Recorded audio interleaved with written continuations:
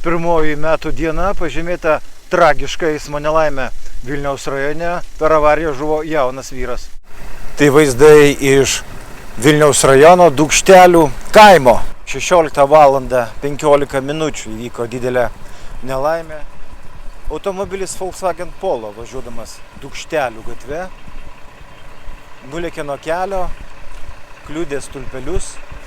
Čia matote, tarp kelio ir kelkraščio tokia tvoros turbūt stulpeliai stovi. Ir trenkėsi galiausiai į garažą.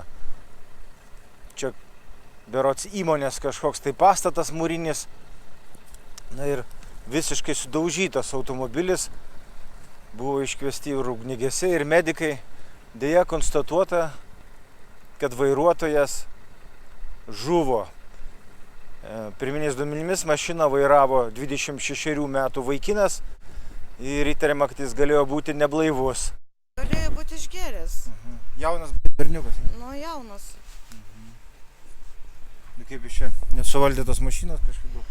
Nu, jeigu žmogus girtas, niekada nevairavęs, kiek žinau, kad pavogė raktus, nu tai žinot.